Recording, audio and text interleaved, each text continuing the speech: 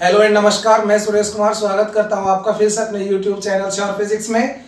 देखिए, यदि आपको मेरी वीडियोस पसंद आ रही हैं और आप उनको लाइक कर रहे हैं तो लाइक भी करें और शेयर और सब्सक्राइब करना ना भूलें। सब्सक्राइब करने के साथ साथ आप बेल आइकन जरूर दबाएं ताकि आपको जो भी वीडियो अपलोड होती है उसका नोटिफिकेशन मिल जाए। तो फिजिक्स का पढ़ने का जो मेन रूल है वो ये होता है कि आप अपनी सभी वीडियोस को, सभी टॉपिक्स को रेगुलरली पढ़ें, बिकॉज जो भी टॉपिक हो रहा है वो पिछले वाले टॉपिक से लिंक होता है। यदि आपने पिछले वाला टॉपिक नहीं पढ़ा तो इस टॉपिक को समझने में दिक्कत आएगी। तो इसलिए आप सब्सक्राइब जरूर करें, बेल आइकन दबाएं ताकि आपको कंटिन्यूअसली वीडियोस मिले अकॉर्डिंग टू सिलेबस और आपको करने में दिक्कत नहीं आएगी, समझने में दिक्कत नहीं आएगी।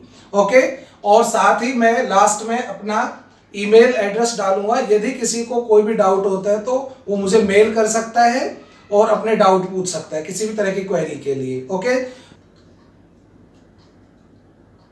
तो हमने पिछले टॉपिक में, पिछले जो वीडियो था उसमें हमने न्यूमेरिकल्स किए थे and numericals based upon resistance combination, ये हमने किए थे पिछले वीडियो में और आपने भी आई होप प्रैक्टिस किए होंगे। कोई भी डाउट है तो आप मुझे मेल एड्रेस पे डाल सकते हैं। मैं मेल अभी लिख देता हूं, बाद में याद रहे ना रहे।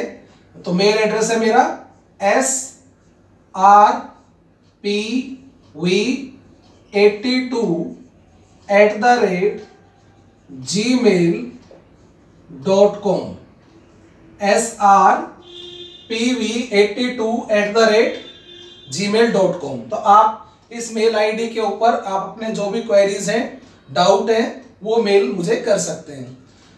चलिए अब हम अपना नेक्स्ट टॉपिक करते हैं, किरचॉफ्स रूल। तो हमने देखिए ओम्स लॉ पढ़ा था। ओम्स लॉ एक सिंपल सर्किट के लिए एप्लीकेबल होता है जिसमें एक रेजिस्टेंस और एक सोर्स ऑफ ईएमएफ यानी कि बैटरी या सेल होता है, या फिर सिंपल कॉम्बिनेशन हो जैसे सीरीज कॉम्बिनेशन या पैरेलल कॉम्बिनेशन, तो वहां पर ओम्स लॉ एप्लीकेबल होता है।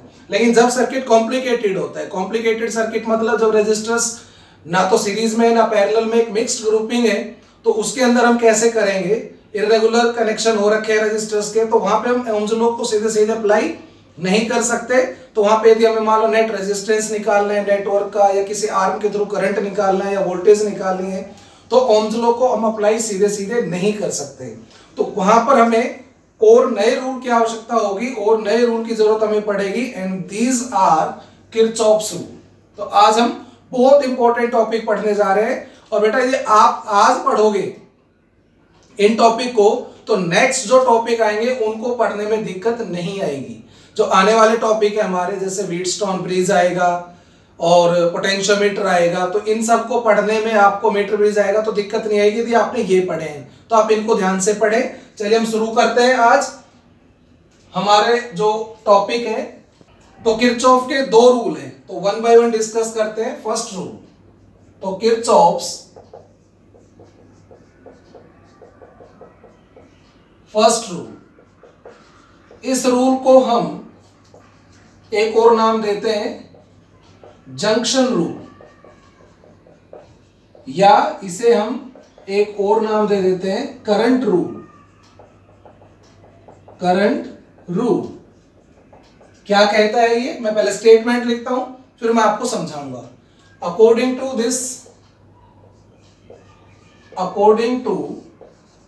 This rule, the algebraic sum of all currents meeting at any junction in a circuit is 0। ये कहता है कि किसी भी सर्किट में कोई जंक्शन है। अब जंक्शन का मतलब क्या होता है, यहां पे वो पॉइंट जहां पे कई वायर आके मिलती है, जैसे ये कई वायर यहां पे मिलती है, कई वायर है, मैं एग्जांपल देके आपको समझा दूंगा, कोई दिक्कत नहीं।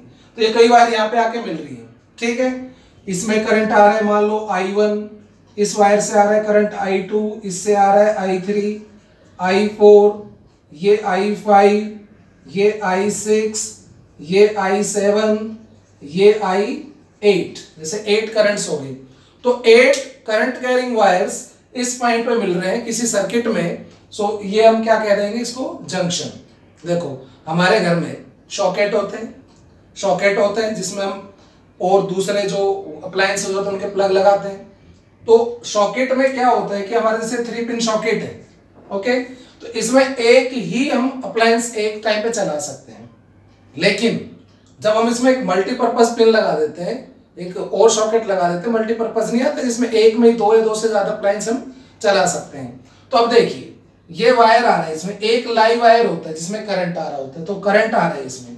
उसके बाद जब हमने इसमें मल्टीपर्पज लगा दिया, और मल्टीपर्पज लगा दिया तो मान लो ये जैसे मोबाइल का चार्जर है, तो कुछ करंट इधर गया, ये हम प्रेस कर रहे हैं, आयरन कर रहे हैं, उसी से ही कुछ करंट इधर गया, कुछ इधर गया, और कोई काम कर रहे हैं जैसे मान लो टीवी चल रहा है तो कुछ करंट इधर गया, एंड सो ऑन। तो आप ये देखिए, ये सिंपल सा रूल है। ये क्या कहता है कि जो करंट आ रहा है इस पॉइंट पे, वही करंट तो जाएगा यहां से अलग अलग डायरेक्शन में। मतलब जो करंट आ रहा है यहाँ पे और जो जा रहे हैं, तो जो करंट जा रहे हैं उन सब का सम किसके इक्वल होगा, जो करंट आ रहे हैं।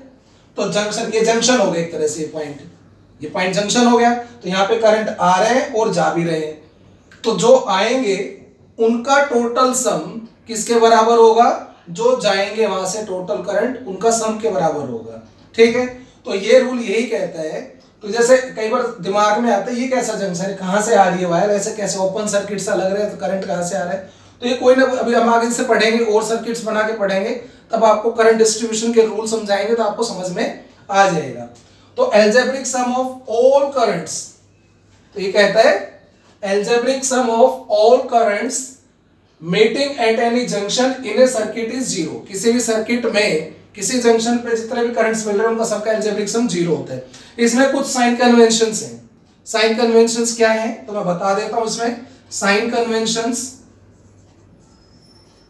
कन्वेंशन ये है कि जो करंट जंक्शन की तरफ आ रहा है उसे हम पॉजिटिव लेंगे, and the current flowing away from the junction is taken as negative. तो हम इसमें क्या लेंगे कि current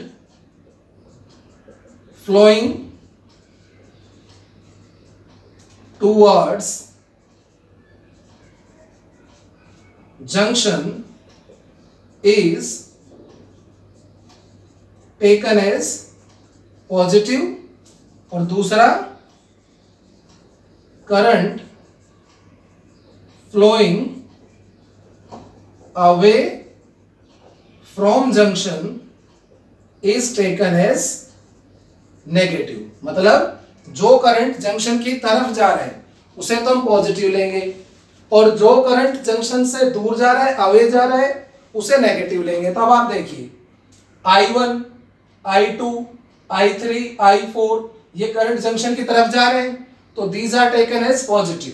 I1 plus I2 plus I3 plus I4, but I5 देखो जंक्शन से अवे जा रहे हैं, तो इसे क्या लेंगे, नेगेटिव। तो माइनस I5, I6 भी बाहर जा रहा है जंक्शन से, माइनस I6 प्लस I7 और माइनस I8 भी बाहर जा रहा है, इज इक्वल टू 0। तो algebraic sum of all currents meeting at any point at any junction in a circuit is 0। बस उसमें सबको जोड़ के 0 करना है। और एक बात ध्यान रखनी है, जो जंक्शन की तरफ आ रहा है वो पॉजिटिव लेना है, जो अवे जा रहा है उसको नेगेटिव लेना है। तो इसमें आप देखेंगे कि I1 plus I2 plus I3 plus I4 plus I7 is equal to negative, negative को उधर ले जाएंगे तो I5 plus I6 plus I8। What is this, total current flowing towards the junction is equal to total current flowing away from the junction. Means टू से जितना current junction पे आया उतना ही करंट वहां से चला गया। और एक सिंपल फॉर्म में ऐसे लिख देते हैं कि algebraic sum of all current is 0। ठीक है, तो करंट का मतलब क्या होता है, charge flowing per unit time, charge flowing per unit time through any cross section.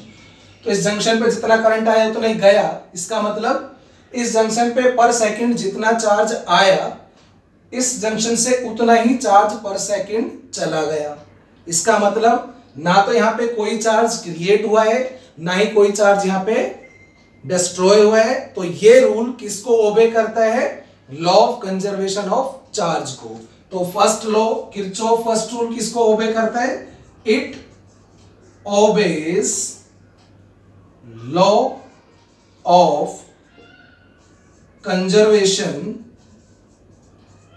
First law of क्या ओबे करता है? It obeys law of conservation of charge. कई बार एग्जाम में 1 मार्क्स में सिर्फ यही पूछ लिया जाता है कि which law is obeyed by first rule, Kirchhoff's first rule. तो आप बता देंगे Kirchhoff first rule obey the law of conservation of charge के पर सेकंड चार्ज जितना यहाँ पे आता है, पर सेकंड चार्ज यहाँ से चला जाता है, और जो चार्ज पर सेकंड आता जाता है उसे तो करंट कहते हैं। इसका मतलब जितना करंट यहाँ पे आता है उतना ही करंट चला जाता है। ये तो बहुत सिंपल सी बात है। ओके, अभी हम सेकंड रूल करेंगे, किरचॉफ सेकंड रूल। अब हम किरचॉफ सेकंड रूल करेंगे। किरचॉफ सेकंड रूल जिसे हम वोल्टेज रूल या लूप रूल भी कह सकते हैं। किरचॉफ सेकंड रूल और वोल्टेज रूल, इसे लूप रूल भी कह सकते हैं। ये रूल एक क्लोज सर्किट के लिए एप्लीकेबल होता है। पहली बात तो कभी भी ये ओपन